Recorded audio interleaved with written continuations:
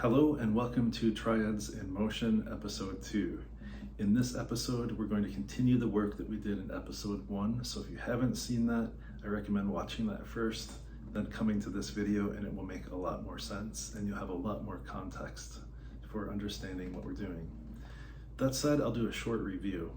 So the primary purpose of the first video, episode 1, was to teach the idea of a minor triad voiced in drop 2. And we looked at this chord, A minor, simple A minor root position triad. We took the second note from the top, which is the inner note in a triad, and we lowered it an octave. We ended up with this chord, A minor over C, and then we inverted it. So we moved the chord tones up until we got to this root position triad. A, E, C. This is a drop 2 spacing, root position for A minor, but it's a little high up the neck, so I moved it down to this chord. Now, this is the chord in example E, and we're going to look at this as our home base chord. Now, when you look at example E though, you see that the first notes that are written are these notes. B, E, D. And these notes in the outer voices, they resolve to the root and the third of the chord. So we have this kind of a sound.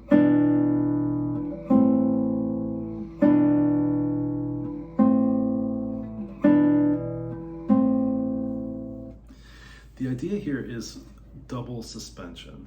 That's the new concept I'm introducing in episode 2. So what is double suspension? Well, I'm taking the root and the third in this case, and I'm temporarily replacing them with the ninth and the fourth.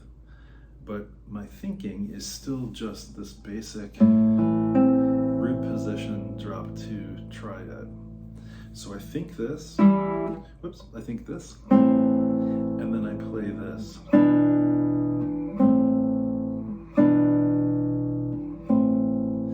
Now, as before, we're going to move through the circle of fourths diatonically. We're going to retain common tones, but we're going to keep this double suspension idea going. And it's going to end up sounding like this. Here's example E. I'll play the whole thing for you.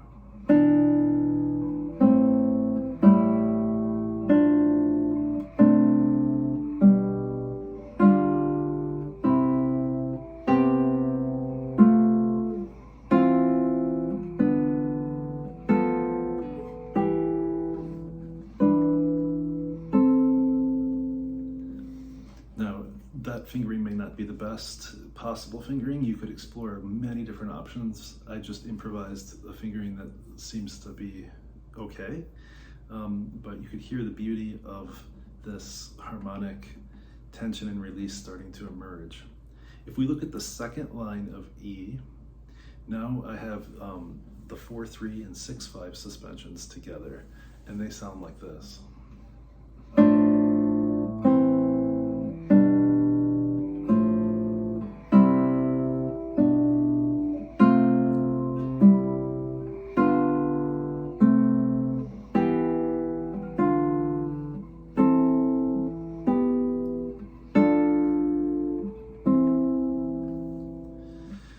Like in previous examples, the chords that sound on the downbeat, in other words, you have one note from the triad and then you have the 2 suspensions, they actually form triads themselves in this case.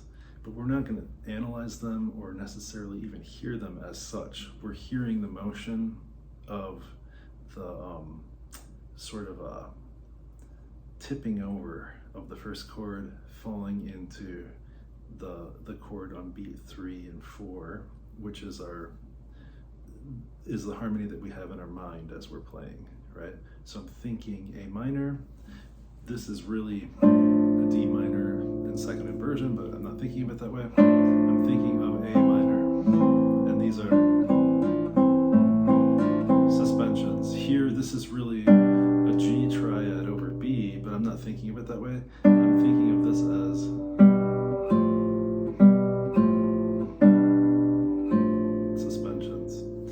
again, if you didn't watch the first video or perhaps didn't remember, I am using the term suspension in a slightly loose way. Properly, a suspension has to be prepared in a certain way. We're looking at these exercises, we're calling these suspensions because we're listening and thinking in a very specific way. The object here is to learn to think of a basic harmonic framework internally, but to externalize a more embellished form of the kind of underlying harmonic grammar. So I might think A minor, but I'm playing various things around A minor. Let's look at the third example, the third line of example E. Here, the double suspensions are the 9/8 and 6/5, and they would sound something like this. Again, my fingering is improvised here. So first we have this chord.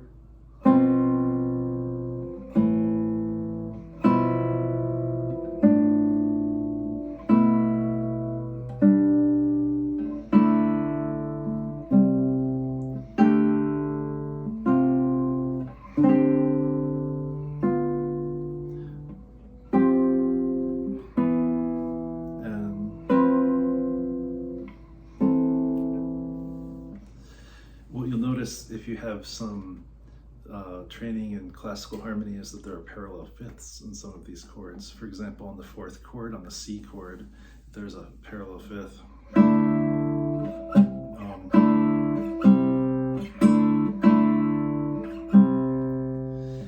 In the lower voices. So the idea here is not necessarily to adhere strictly to every rule in classical voice leading, or to imitate the style that you would encounter in the music of the 18th century or something. The idea here is to start to learn kind of maximum flexibility of thinking around voice motion, so that we're thinking less in static vertical sonorities, but we're thinking about a three-voice texture in which the three voices can move in any way.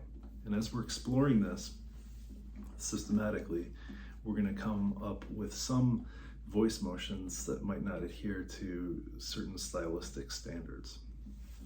Now, like before, in example F here, instead of thinking about maintaining the type of suspension and then it moving from voice to voice as we go through the progression, this time we're going to keep the voices that are moving, the members of the triad that are in motion, we're going to keep that constant. So in example F, the inner voice is static, the outer voices are moving, and we get this kind of sound.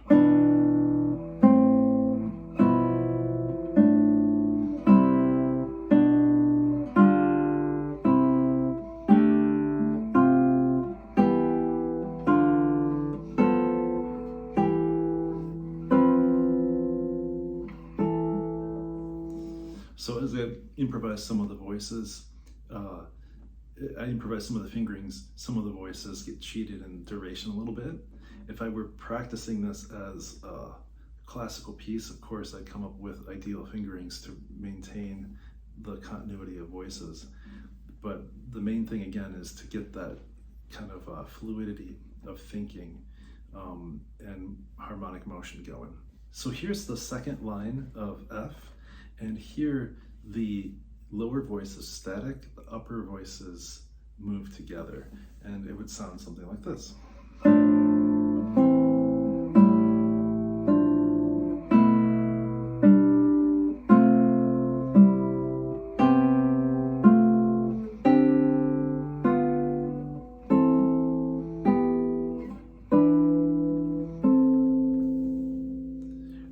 Okay, so for the final example, this is the third line of example F.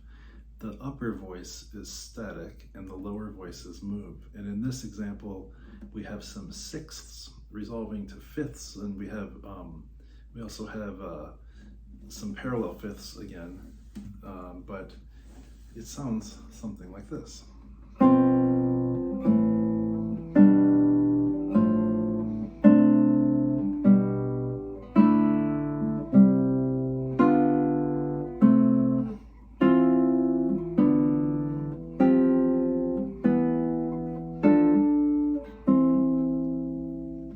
Okay, so far in episodes 1 and 2, we've looked at the idea of a drop 2 spacing for a triad, and then we voice led it, retaining common tones through the circle of fourths, and we've created progressions, and then we've looked at both single and double suspensions of all of the tones in the triads in various combinations.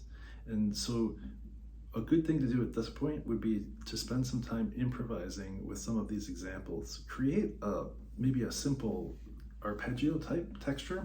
For example, if I looked at, this is the second line of example C from episode 1, I could create a simple arpeggio type texture.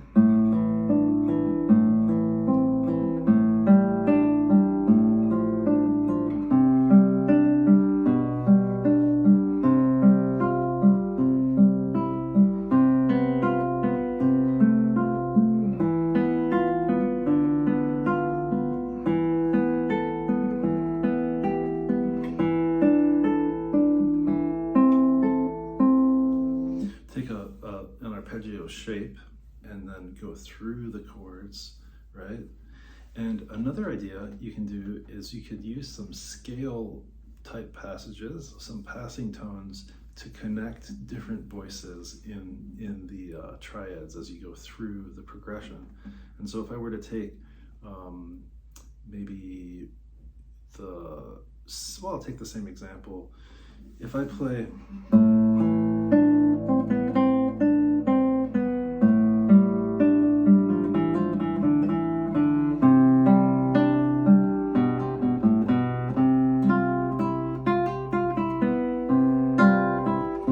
and so on, right? So I'm just kind of improvising little figurations, little turns, and what we might call enclosures in jazz language, where the suspension itself or the chord tone could be enclosed with scale tones surrounding it, and you start to get a sense of something happening, more musical than something like an exercise.